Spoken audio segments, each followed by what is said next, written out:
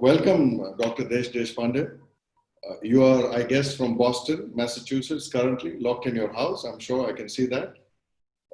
You have been a serial entrepreneur, a venture capitalist, a philanthropist of global scale and recognition. You've been a founder of Sycamore Networks. I guess that was the claim to fame. You were also associated and founded Deshpande Center Technological Innovation at MIT. You founded Deshpande Foundation, which spans across multiple countries. You sit on several boards, including the Board of Trustees of MIT. And of course, you were the founder president of TiE Boston. We are honored and we thank you very much for your time and support, particularly for this initiative at TiE Rajasthan. I also take the opportunity to welcome Mr. Mahavir Sharma, Chair TiE Global and a patron of TiE Rajasthan. I thank him immensely for kickstarting this initiative for us at TiE Rajasthan.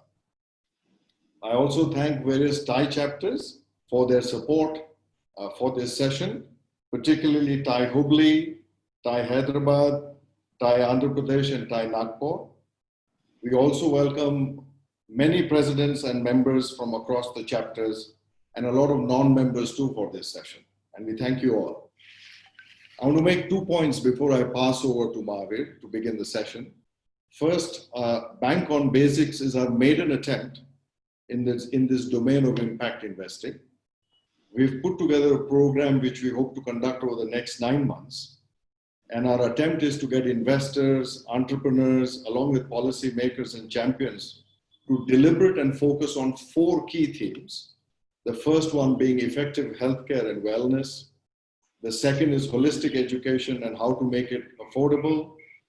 Third is sustainable agriculture production and food security. And fourth is ecology and climate. These are the 4 themes which we're going to deliberate over the next 9 months, as I said.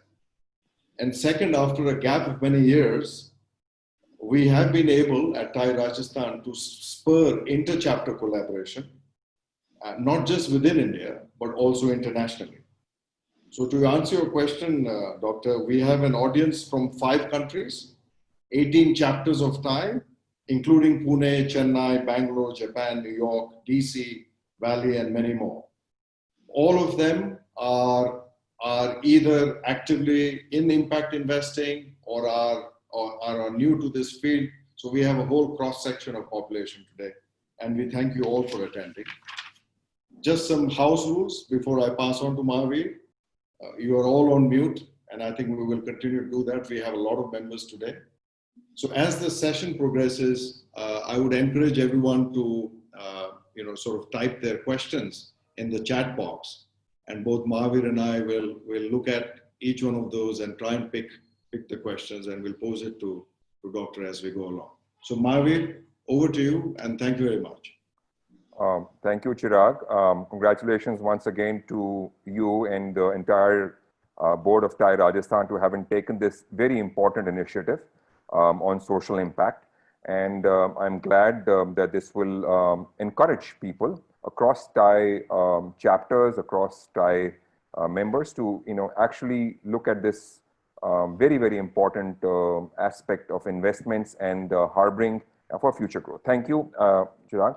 So Desh, always a pleasure talking to you. Go back a couple of decades, and I've been very happy knowing you from close quarters, having served on the global board with you at a certain point of time. I know you've have multiple things that you have done. I just wanted to ask you a brief for people who don't know you as much, or the initial years of struggle when you started to work with Akshay Patra or any other social impact. And I think that's the toughest part of the journey before people join in or corporates join in. Just share your challenges at that point of time, just to give a basic idea to people who are starting to get into this domain. Yeah, I think, most of us who come from the entrepreneurial background, usually work more in the for-profit sector.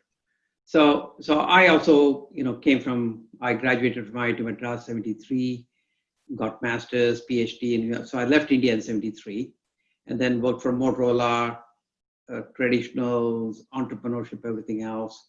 So when you get into social sector, I think you want to make a difference in the lives of the people, but the way you make a difference in the lives of the people is a little bit different.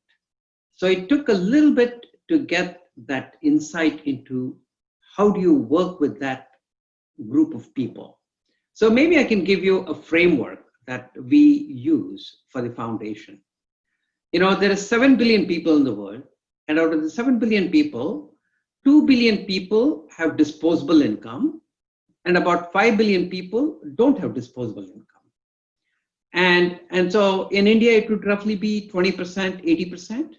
And in the US, it will be 80%, 20%. And they both have problems. And solving those problems is what economy is all about, is what entrepreneurship is all about, and so on. But the way you make the difference in the lives of those two groups of people is a little bit different. When people have disposable income and they have a problem, they're Googling for solutions. And therefore, they have options. And so if you want to make a difference in the lives of the people who have disposable income, you have to compete for that opportunity. So you have to bring something new to the world that they've not seen before. Either it's a technology, a new business process, something has to be new. And if you bring something new that really solves a problem, then you have an opportunity. So I think the formula I want everybody to remember is innovation plus relevance is equal to impact. And that's the traditional entrepreneurship, right? I mean, we come up with an idea that the world has not seen before. We say the world is A, we say the world can be B, and B is better than A. And making that thing happen is what our entrepreneurship is all about. And it wasn't that common a place 50 years ago, right? 40 years ago, even when I started companies in Boston, there may be 4, 5, 6 entrepreneurs in all of Boston, right? And thanks to organizations like TiE, fast forward 40 years, and now you can't breathe, you can't go anywhere without hearing entrepreneurship. And so innovation plus relevance is equal to impact, which is for the people who have disposable income. People who don't have disposable income, they are not Googling for solutions. Particularly at the bottom, they're just struggling to get through the day. And therefore, innovation doesn't mean much. It's really the equation gets turned around and really becomes relevance plus innovation is equal to impact. Meaning you have to co-create the solution with them because they have a lifestyle which is very different than the lifestyle that any one of us have on this call. And therefore, it's very presumptuous of us to assume that we know that customer base and try to come up with solutions. So we have to co-create this solution with them. And even after you come to get a solution, to spread that solution, you have to build capacity within those communities, within that section of the people. Because you don't have the ecosystem. You don't have Amazon, Flipkart, or distribution channels. You don't have angel investing, venture capital. All the ecosystem that's been developed for the market with people who have disposable income don't exist in that part of the section. So you have to co-create the solution, you have to build the capacity, and then you have to spread that solution.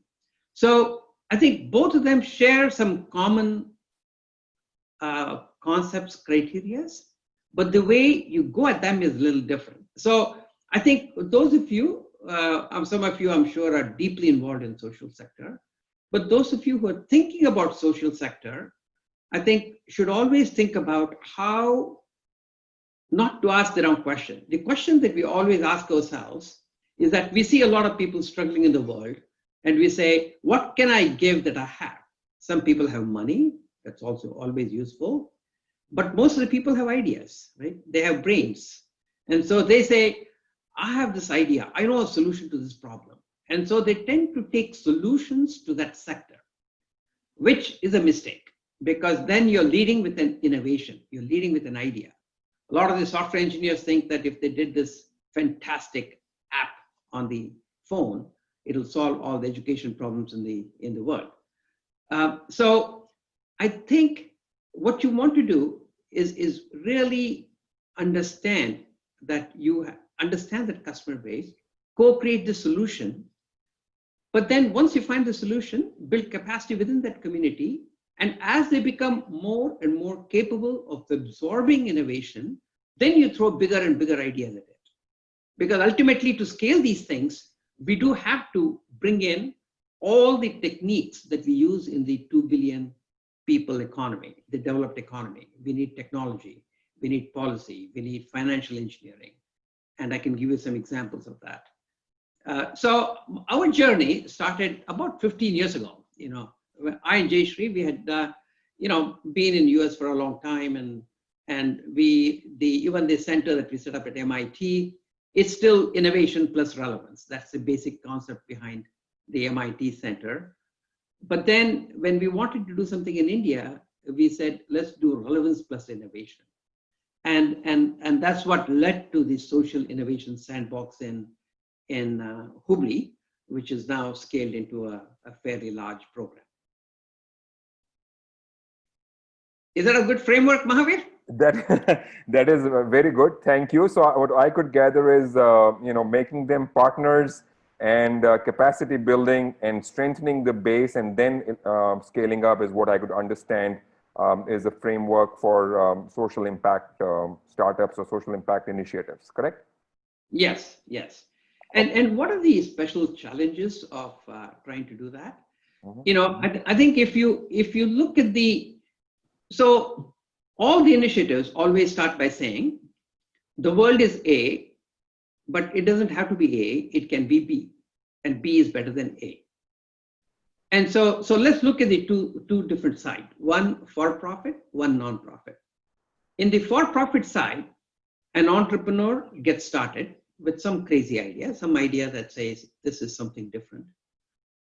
But the nice thing about the for-profit model is that within a couple of years, a year, 2 years, 3 years, he has to find a sweet spot where he has a solution for which somebody is willing to pay, and somebody is willing to pay more than what it costs him to bring about the solution, right? And if he has that, then he has a company. Otherwise, the company goes bankrupt or gets bought or whatever, and he's out of business. So the good thing about that model is that there is a very good feedback loop, but because the guys who are paying will decide whether your crazy idea is a good idea or a bad idea. And then even after you get a solution, there'll be other people who will be competing for that opportunity. And therefore, you have to compete for the opportunity.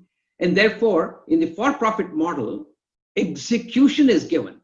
If you don't execute, you're dead. You have a restaurant, you serve bad food for 3 days, you're out of business, right? So execution excellence is given in the for-profit model. But in chasing that profit, sometimes people lose their way, they lose compassion, they lose respect for the environment and so on. But execution excellence is given. So let's leave this here. Now, when you come to the non-profit sector, what happens is that you still are doing the same thing. You look at the way people live, A, and you say it doesn't have to be this way, it can be B. And therefore, you create that B. But when you create the B, the person for whom you're creating that value, in most of the cases, is not capable of paying for it, right? But there's still a value, right? So the value still be better than what it costs you to create that value. And then the question is, who pays for that value? So there are some interventions, and we can talk about some of the interventions we do, where you create more economics for the beneficiary, and therefore they're willing to, they can almost afford to pay for it, right? In which case, that becomes a free market economy. In some cases, they cannot pay for the whole thing, but you can make it a part of the government program, in which case the government becomes a partner. Or you can base it on charity. That is, the beneficiary cannot pay, but somebody else can pay for it. And therefore, there are 3 ways to fund the nonprofit sector. There is free market, there's government, and then there's charity. And if it is charity, you have to make it a very broad-based charity. You cannot make it like just 2-3 people funding it, because it's just like a for-profit model where you have a 50% customer, right? It's a very dangerous way to run a business. So similarly, if you have a charity, you need to make sure that you have a very broad base of funders. And the more you go to the bottom, the more you found that you'll need a combination of all the three to really sustain that organization. Sure. So if you look at Akshay Patra, whom most of you probably know, it costs $40 to feed a child for the whole year. $20 actually comes from the government, and $20 is what we raise from other people. And we have 400,000 donors in India. We have about maybe 30,000 donors in US, and who collectively raise. So last year, the organization budget was 500 crores, out of which 250 crores came from the government, 250 crores came from these 450,000 donors. So that becomes sustainable, but there's no free market component in there, because obviously the little children for whom the food is given cannot pay for it. You know, they're not the guys who can pay for the thing. So I think but what's the handicap of a for-profit model, non-profit model? You don't have a feedback loop, right? The beneficiary, because he does not pay, there is nothing that forces the solution to be optimal or competitive or anything like that. Even if you come out with the best solution in the nonprofit sector, 1.0, most of the nonprofits actually get stuck with 1.0. They never go to 2.0, 3.0, 4.0, 5.0, because there's no competitive pressure. And so over the course of time, the solutions, you know, they degenerate, they become irrelevant, but the organizations don't go away. The organizations still survive. That is why in India, in US, there's millions of nonprofits, millions. And most of them are dysfunctional. I would say 99% of the nonprofits, both in US and India, are totally useless. In India, there is less than 50 organizations that have a budget of more than 50 crores a year, right? And there's at least 2.5 million nonprofits. Same thing happens in US. Maybe in US, it's a little bit more. Maybe there's 1,000 which have more than $50 million budget, but it's the same issue. And so it's actually a land of the living dead.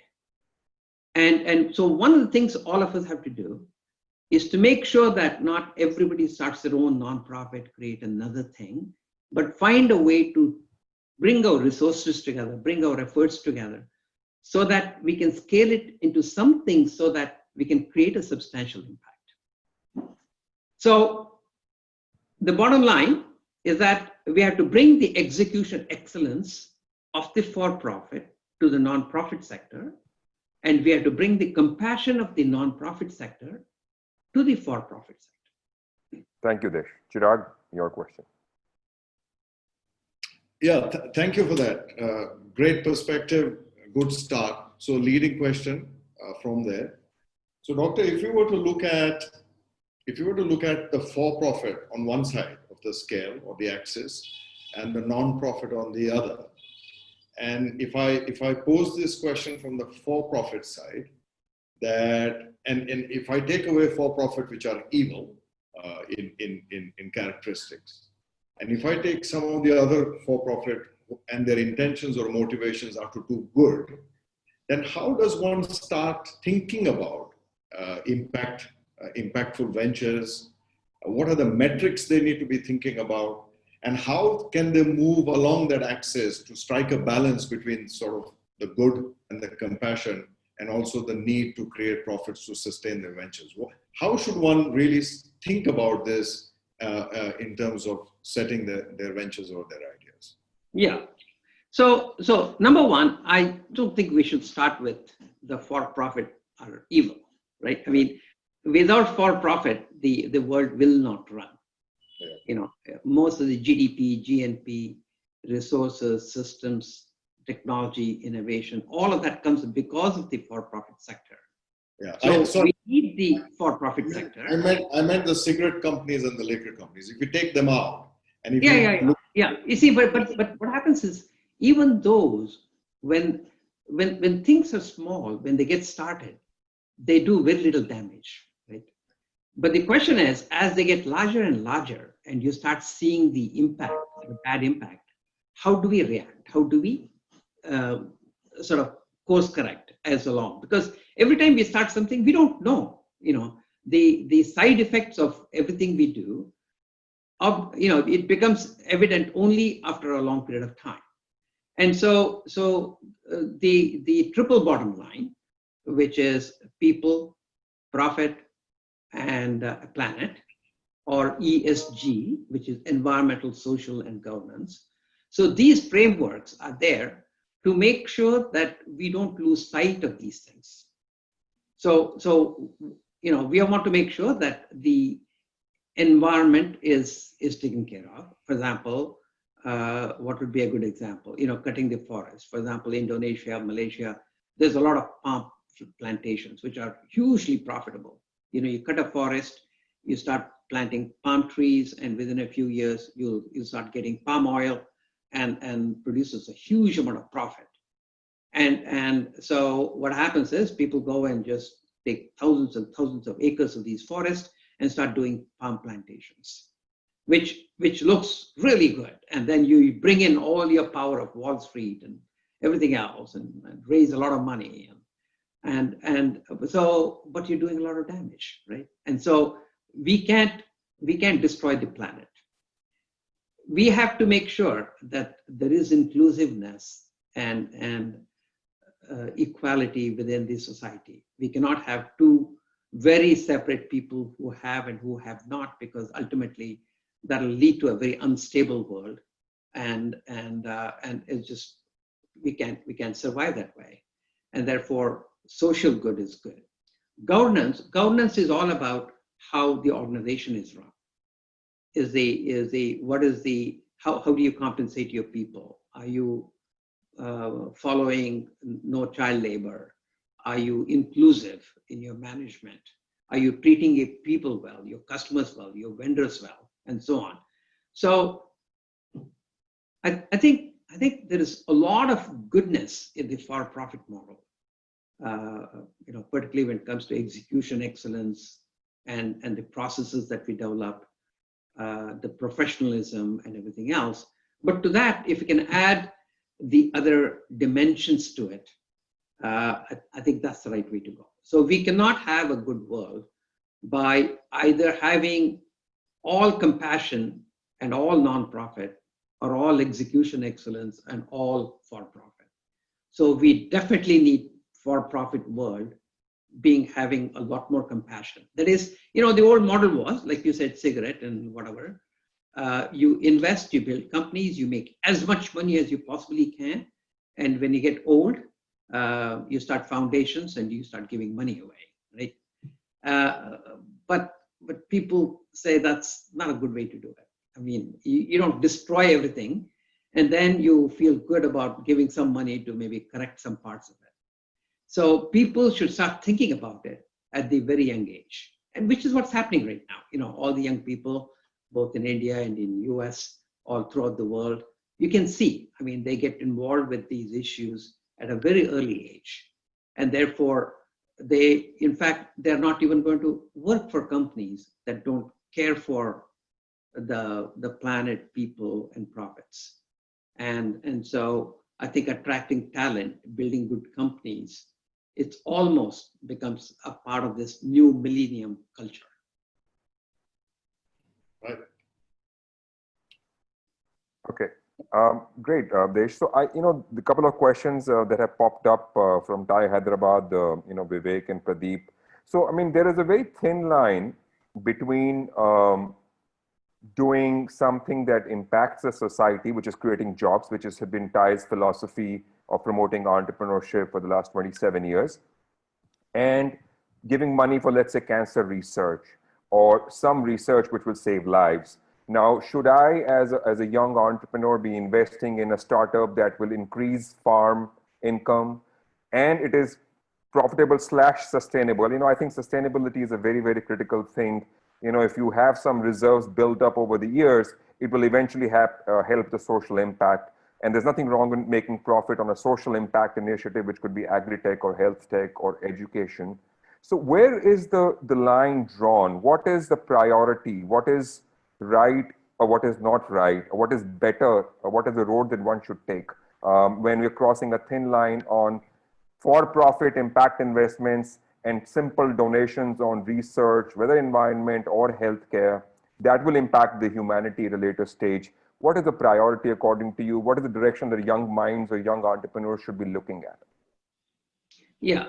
So, there's thousands of causes in the world, right? I mean, some people are very passionate about animals, some are about trees, some are about planets, some are poor people, farmers, students, micro entrepreneurs, all kinds of issues. And I think it's very hard. Initially, we used to struggle with that issue as to where should you put your resources, time and money and effort? Should you help the most disabled, most helpless person in the world, or do you help the smartest of the smart? Obviously, the Deshpande Center at MIT is helping the smartest of the smart, right? And then, so how should we think about this? So number one, I think don't lose your soul, don't lose your heart. Wherever your heart pulls you, do it. Because whatever you do has to be a meaningful thing for you. It has to bring a lot of joy. You're not doing it as a sacrifice. You're doing it because you get more out of life. But using your business skills to come up with sustainable models that can scale would be a good thing. For example, the Hubli effort that we have, it's a large program now. We have about 800 people on the payroll. We have a 300,000 square foot campus, a 100,000 square foot incubator. So it's a fairly large organization. And we work in 4 segments: agriculture, skilling, micro entrepreneurship, and entrepreneurship. And so let me give you one example of the agriculture. So in agriculture, everything we do is to increase the income of the farmer. On an average, an Indian farmer makes 1/8 of the amount of money on per acre that people do in things like Israel and very advanced. 8 times is very hard because it requires a lot of technology and everything else. But can we do 2x? Can we do 3x? Which is huge, right? And so we work with 120,000 farmers every day. We have about 240 of our employees out in the field. Every employee works with 500 farmers, so that's 120,000 farmers. So there is better agricultural practices. There is better price for what they produce, the FPOs. And then the third biggest impact is water.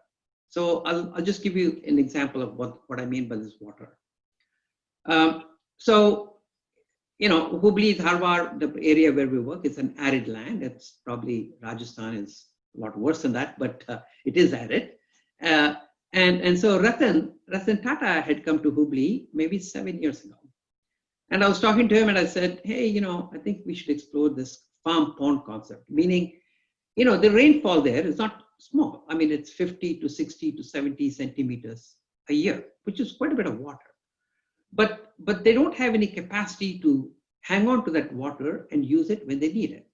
So we said, why don't we dig a hole that's 100 feet by 100 feet by 12 feet in a farm so that the farmer owns that farm pond and it can irrigate 5 acres of land. So as a phase, but we decided to do it in a very disciplined way, just like you would do an angel investing, round A, round B, and so on. So in the first round, we paid for everything and we built about 150 farm ponds. And we learned how to build a farm pond and also found that the farmer immediately doubles and triples the income. And it costs 80,000 rupees to build a farm pond per farmer. So in the next phase, which we just concluded, March of this year, we have done 6,000 farm ponds. And out of that, 80,000 rupees per farm pond, the farmer pays 55,000 and we pay 25,000. We meaning Deshpande Foundation plus CSR and other people and so on. So we're just launching the next phase where we're going to do 100,000 farm ponds where the farmer would pay 20,000 and we'll get him a loan for another 60,000. So I'm working with a lot of the financial institutions to line up that credit and so on. So that's a 800 crore program. So you can see how by bringing a discipline to solving these problems, you can actually scale it. So in the next 5 years, we'll execute this 800 crore program. And after that, we're ready for the 8,000 crore, right?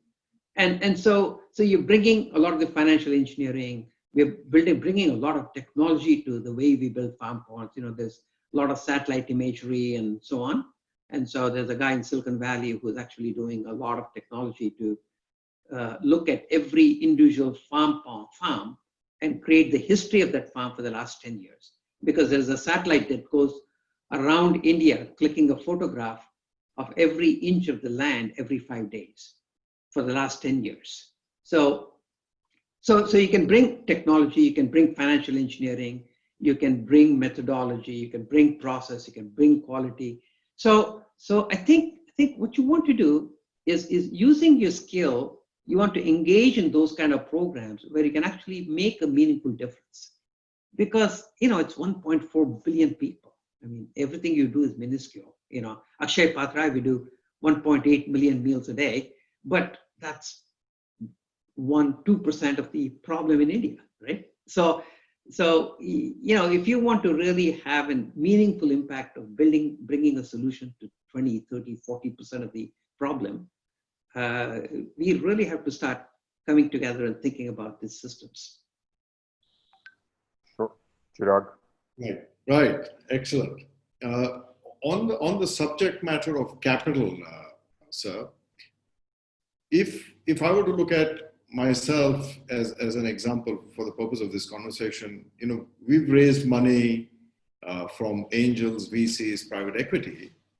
My question is, for impact investing, if we were to raise capital from the same sources, from institutional investors and perhaps globally, how do we tie up capital for our ventures and make sure that the good or the factors related to impact investing are part of our investment thesis? What should we do to make sure that that capital is tied up to the investment thesis for being good? And also, how do we keep sustaining our business ventures? Are there some examples you've seen for which a lot of people would sort of learn from that process? Yeah. So again, if you look at this pyramid I talked about, 2 billion and 5 billion, as you go to the higher end of the spectrum, the pyramid, as people have more and more disposable income, obviously there's more profits, right? And the margins are high. And so the return on investments are pretty good. But even there are some companies which follow PPP, the triple bottom line, some don't. So you obviously want to make that a necessary condition for any investing you do. Am I caring for the environment? Am I caring for the people? Am I caring for the planet? And these are a profit. So the people that you care for, if they have money, then it should be a for-profit model, because that's the best way to actually serve a lot of people. Because what happens is, if you have a good margin, you can scale that business very rapidly, and you can benefit even more people, right? So that's a good thing. Now, as you start coming down that income ladder, your profits obviously cannot be very large. They go down. In fact, my dear friend C.K. Prahlad, whom all of us used to work very closely at TiE, wrote this book on fortune at the bottom of the pyramid, right? Actually, there is not a lot of great fortune at the bottom. But by bringing these techniques that you do for the for-profit, you can scale your solutions tremendously. Let's say the farm pond, if we give 80,000 rupees to every farmer, and if I want to do 100,000 farm ponds, I have to raise 800 crores, right? So that's a lot of money to raise. But if I make it into a program where I have to pay zero and it all runs on its own, then I don't have to pay anything. And the people who are actually giving loan to the farmer are actually making profits, because they can loan the money at 18%, which is perfectly fine for the farmer. He can pay back 18% because he doubles and triples the income right away. And so people who are investing in loaning money to the farmer become impact investors, right? And so, so what are the different techniques? There is quite a bit of innovation that being experimented. The total amount of capital that exists in the world is about $120 trillion, right? If you add up all the investments that people make throughout the whole world. The total amount of money that goes in the nonprofit sector is about $1 trillion, one trillion, right? And most of the people believe that that will probably get up to 20, 30 trillion over the next few decades. And so what are the new mechanisms? So now there is a lot of these things called social impact bonds. And so the way those work is that, for example, somebody has to give money, invest money in some non-bank financial organization or something to give money to the farmers, right? So in this case, it's almost a for-profit because if somebody puts the money in, it goes to the farmer gives the money back and the profits go back to the investor. But so let's take an example where we then start helping very poor farmers where we give them a subsidy of 20,000. So there's a little bit of a donation involved in that model. In which case, there are three types of people that get involved in that financing deal. There is an executing organization, somebody who builds the farm bonds. There is an outcome investor who says, I'm very happy to give 20,000 rupees of farm bond if I know that the farmer doubles and triples income. But I don't want to give that money until I see the results, right? So those guys are called outcome investors. And then the impact investors are the guys who invest in these bonds, social innovation bonds, so that they give the money up front and they will get a return on that investment. But they're taking a slight risk that just in case the outcome does not happen, that they lose the money. So it's a little bit like a donation, but there's a chance that you'll get it back. And so people are trying that mechanism with a lot of the government programs because government is the largest nonprofit in the world, right? I mean, they have all kinds of programs. And most of the programs lack innovation because government is so big, it's very hard for them to innovate. So for example, in US, recidivism, people go to the prison and it costs $60,000 to keep a person in the prison. As soon as you let the prisoner out, within 3 months, he's back in the prison again, right? So it's a lot of money, $60,000 a person. And so there's a program where the social impact investors, the people who want to give charity, they say, okay, I'll give you $5 million to solve this problem.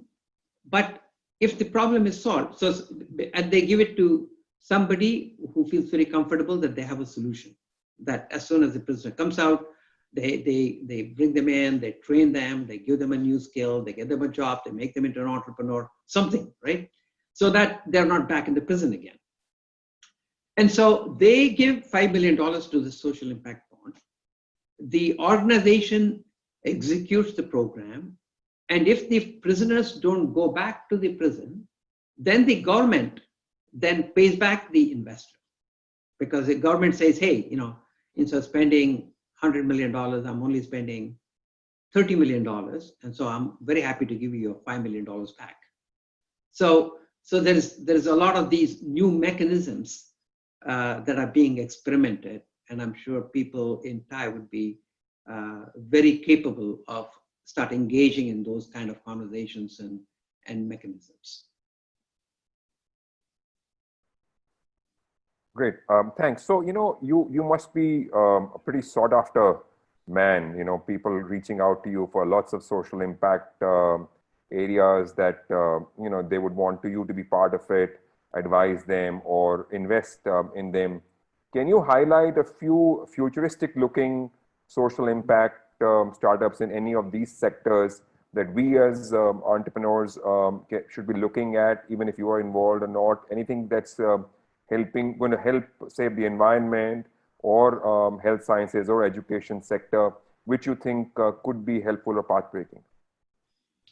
Yeah. No. I think in each of the sectors, you can see some very, very promising companies coming up. In agriculture, Vineet Rai Avishkar, he's got quite a few good companies.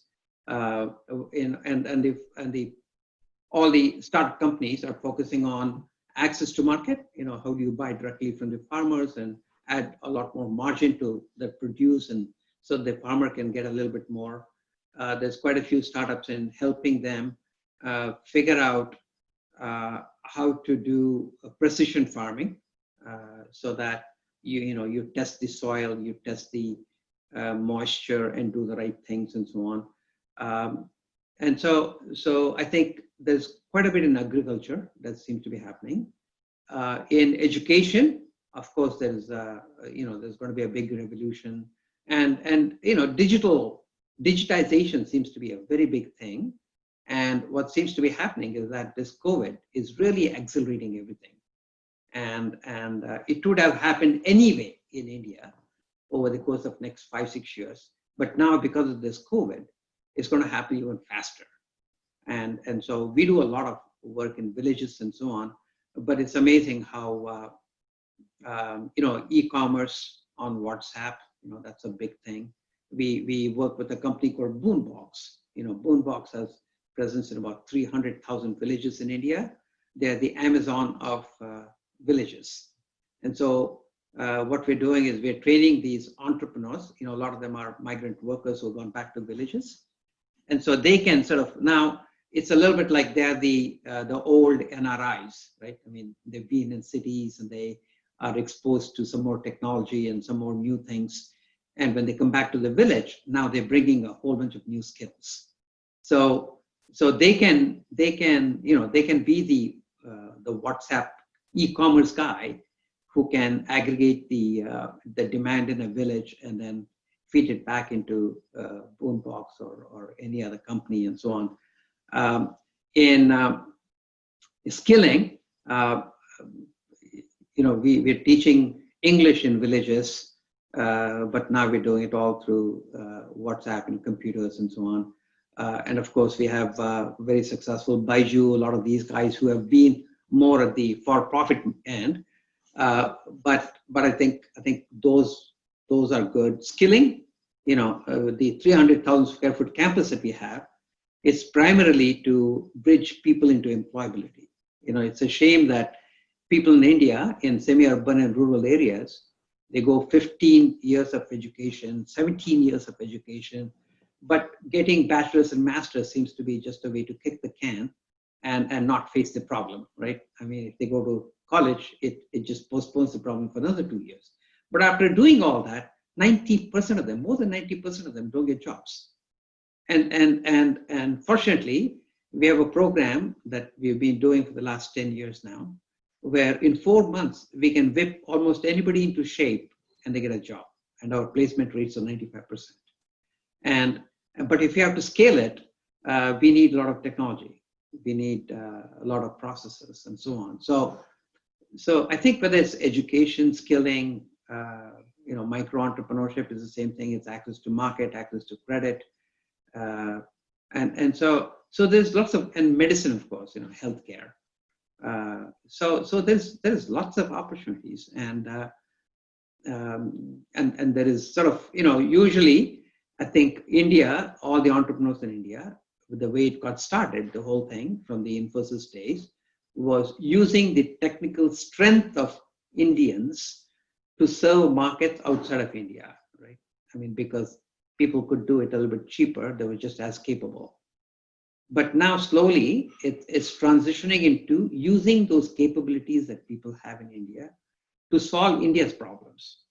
And so I'm very enthused because this incubator that we have in Hubli, where we really target that particular incubator for the 1.1 billion, meaning there's 1.4 billion people in India, out of which about 300 million live in big cities, metros, about 1.1 live in semi-urban and rural areas.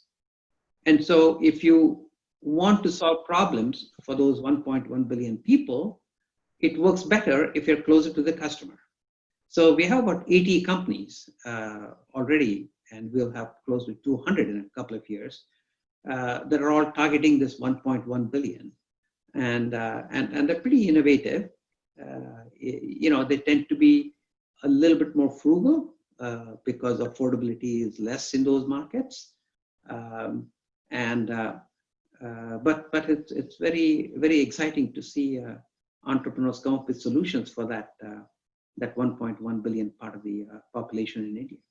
Yeah, so I mean, I've been to Hubli and Sandbox, and it's really a great initiative, and interacted with quite a few startups, which are more or less bordering impact, for profit or not for profit. I mean, great. I mean, there were talks or thoughts about duplicating Sandbox across India, especially northern part of India. Are there still in the lines? Are we still looking at that as a model? Yeah, so there's two ways the effort in Hubli can get duplicated. Number one, you can duplicate a whole sandbox, or you can take individual programs like the farm pond that I talked about, and you can duplicate the successful program itself. So the sandbox itself is like a living lab, right? It comes up with new things, and so I think duplicating a whole sandbox requires a lot of dedication. We've already put about 300 crores in that effort. You don't need that much money, but you still need a long-term money that has patient capital that says, I'm going to stick with this, I'm going to invest until I can make a difference and do that. But maybe I can leave everybody with a thought about how they should think about their own community, their own group of people that they work with and everything else. There are three types of people in this world. Some people are oblivious to everything. They're happy just dealing with their own lives and so on. And that's not any one of the 145 people that I see on this call. Obviously, all of you are interested in making a difference in the lives of other people. There are a second set of people where they see a problem and they get all excited about it, right? And the third set of people where they see a problem and they start complaining about it, right? And the only difference between a community that's impoverished and a community that's vibrant is a mix of these people. So for example, I live in Boston, Harvard, MIT, all these places. And if I see what happens there is every kid is super, super, super excited about wanting to solve a problem.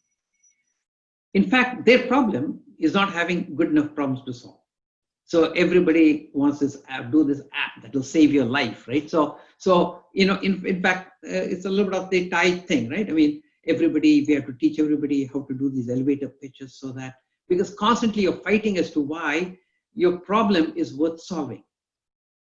But the side effect of that culture, of that vibrant community, is that obvious problems don't hang around too long because somebody's going to grab it. If there's a problem, somebody is going to grab it and they're going to solve it. In impoverished communities, what happens is that problems become deadlocked. They become chronic, whether let's say a dirty city or dirty whatever. It's been going on for a long time. And so it becomes chronic, it gets deadlocked. People try a little bit and they cannot solve it because it's hard. And then they feel victimized, they feel helpless, and they start complaining. So the dominant culture of any impoverished community, impoverished company, impoverished nation is one of complaining. So, within 15 seconds, the conversation goes negative. The conversation is more about, hey, there's corruption, there's this, there's that, blah, blah, blah. Nothing can be done, right? And so if you want to help those kind of communities, those groups of people, you have to think of converting complainers into problem solvers, right? Which is sort of the motto of TiE. So converting complainers into problem solvers is the key essence of everything that we do. We do a similar program in US. It's called E for All, Entrepreneurship for All. So we work in all these impoverished communities. We're right now running it in 10 cities. We're hoping to run it in 300 cities. And that'll generate 9,000 new companies every year, right? And these are all, 75% of them are women-led, 50% of them were previously unemployed. But when you start working with a few of these people who are complainers, who feel that they cannot do anything and you convert them into problem solvers and they start something and get going, it's amazing how viral it can go. You have to start with 5 people, then it becomes 20, then 50, then 500, and 5,000, and then it becomes a part of the culture. And once it becomes a part of the culture, you're done. I mean, you don't have to do much. They know their problems and they know what to solve. And so in a lot of ways, I find it very powerful, not so much to focus on a specific problem, but to find ways to convert these complainers into problem solvers, which is a cultural change. And unfortunately, it's a bottoms-up work. It's a very painstaking work. It takes a lot of time. But when you get the thing going, it's amazing to see how the community transforms itself. And it's also very self-sustaining. Great, great. Chirag, you want to take a few audience questions quickly in the last 5 minutes? Yeah, I will. So broadly, there's a question that in terms of guardrails, when you're investing, if we were to wear a hat of an investor, and we are identifying opportunities within impact investing world, what should be the guardrails? What should be the general advisor, not just for the investor, but also for the entrepreneur? What's the sort of the acceptable, scalable framework to looking at some of these things? And is there a difference in approach, particularly in the US, where you have tremendous experience, and equally in India? And how can we sort of bridge that experience? What are some of your thoughts on that one? Well, I think one thing we should not lose is the rigor. Compassion does not mean being soft. Being polite does not mean not being firm. So I think it's really learning that skill to combine those two opposites. How can you be compassionate with people, but still not be a slacker? Because we know that if you're not rigorous about investing, that you do a disservice to everybody. You lose your own money, but you also make the entrepreneur waste his life because it's not going to work at the end. So I think not losing that rigor is very important. And I think just more and more clarity that you have in your own thinking, the easier it is to do these things. And sometimes some investments are so we talked about ESG, right? PPP, planet, people, and profits. And you sort of have to figure out which of those have bigger weightage in that particular situation, in that particular investment. Because you cannot try to optimize everything. You cannot sort of be the most profitable company, but also work with the most disadvantaged people. All those kinds of things. So, I mean, if you find an opportunity which can do all the three, fantastic. But there's not too many of them. And so what you don't want to do is to get confused by saying, I'm going to make a lot of money from helping the poor people. I don't think it's going to happen.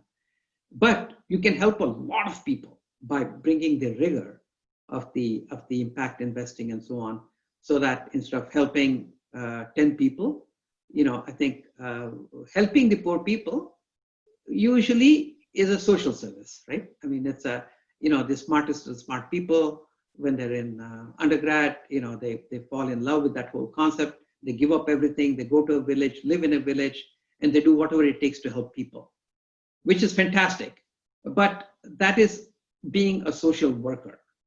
And that can help maybe 10 people, 5 people, 100 people, whatever. But a social entrepreneur has to think a little bit more system. And so he has to come up with a solution that can maybe help 10,000 people, 100,000 people, or 10 million people. And so we should not lose the rigor of the investing, of a scalable model and everything else, but still apply compassion to it. So I think being very clear about who are the people, what is the planet, what is the profit that you're going after, and having a lot of clarity on that is very important. Sure. There's another interesting comment stroke question from Sid in Hyderabad. He says that he's built or is attempting to build an electric tractor, but he's not getting a lot of joys from VCs and Ps where he's trying to raise funds. He believes this can be disruptive, but I'm struggling So I guess he's dealing with a lot of complainers. So, what would be your tip to him? How should he go about thinking about his project? So Sid, don't fall into the trap of becoming a complainer. I think anytime a customer doesn't buy, anytime an investor doesn't invest in you, the problem is never anywhere else. The problem is you. Maybe you're not posing it properly, you're not framing the problem properly. So take the blame on yourself, and then don't say nobody's giving me money. Say, why are they not giving you money? Hit them hard. Say, why are you not giving me money? Get their top 2 questions, 2 objections, and see if you can beat those objections. Come back with a new business plan, a new way of presenting it. But don't become a complainer. Right. There's another one, sir, from Ekta, I believe, where she's asking that, could you share any examples in your experience where startups have dealt with issues around gender-based violence and that are also running on a sort of the hybrid model, which you articulated a bit earlier? And is there some learning over there, particularly in the context of India? Well, I think we work with quite a few organizations where women empowerment and girls education and all that stuff. So there's 2 kinds, right? One is within the startup community, how do you make sure that women are respected and there's gender equality, which comes to governance part of it within the organization. And if you're an incubator, if you're a TiE, you need to make sure that you actually provide enough encouragement for people to have those good practices. In terms of women being empowered, I find that it's a little bit of the microfinance. In fact, in microfinance, it's amazing how credit-worthy women are because the default rate are almost negligible. And so I think once we empower the women, it's amazing to see what they can do. So there is a huge potential there that we are not quite tapping in. And so we're looking at more and more. So the way we sort of do the work is that whether it's education or farming or whatever, to make them sustainable, you have to continuously decrease the cost of that intervention. So for example, in the farmers, let's say we have 240 employees, everyone works 500 farmers. And so it's about 500 rupees a farmer a year. Right? Now, there's no need to have one of our employees for every 500. If you can find lead farmers, if you can find 3-4 lead farmers in every village, and now one of our guys can then do not one village, but multiple villages. And those lead farmers, we are finding women to be excellent because they're very dedicated, they're very disciplined, they're very curious to learn and so on. Same thing in education. When we do education in villages, our community resource person tends to be mostly 90% women. So I think there's a huge opportunity to leverage that part of the population to really bring about this social change. Excellent. Dr. Deshpande, we've run out of time. We're conscious of your time. So if you allow me to sort of paraphrase or summarize what you've said, is that, we need to be looking, as far as impact investing is concerned, we need to be making sure that relevance comes first before innovation. I think that was key insight you provided. The second, I think the most important one is that along the frameworks of triple Ps and ESG investment, 2 things really, that we should not lose the sense of the rigors there in the for-profit world to make the enterprise or the startups in impact investing sustainable. And in terms of identification of opportunities, I think the tip which you gave is look at areas which you have most complainers, and hopefully there's a large problem to solve. I guess that's a phenomenal tip and an idea. So with that, any closing comments you have for us here in TiE Rajasthan and across the globe? Last closing thoughts or comments would be fantastic. Yeah, first of all, I want to thank all the people. We got 130 people there. And so each one of you is a change maker. So start your journey today. Don't wait. Don't wait until you get old and make a lot of money and so on. So look around because I think you need to start enjoying doing how to do it. You may have a lot of questions. So I did write a book. It's a very small, simple book. And there is a website called, a couple of entrepreneurs from Silicon Valley put this thing together. It's called Just Ask Dash. So if you just go to that website, justaskdash.com, you can get a copy of the book, which is a simple book, but also it has a lot of Q&A. It's a very simple website to navigate. And if any of you have any more questions, feel free to email to me. My email address is dash, DESH, at Sparta Group, SpartaGroup.LLC.com. And Chirag can also get you my email address. So I look forward to more and more of you engaging in this sector, because I think all of us need to come together to really do this. But we do this not so much for other people, but mostly for ourselves. I think it's a tremendous joy when actually you find opportunities to help other people and see them grow. So your growth comes from other people's growth, which is the motto of TiE. And I'm so happy that so many of you are so engaged in this whole process. So thank you, Chirag. Thank you, Mahavir. And thank you, everybody. Thank you. Thank you very much. Thank you very much. And thank you very much to everyone who participated. Great. Bye-bye. Thank you.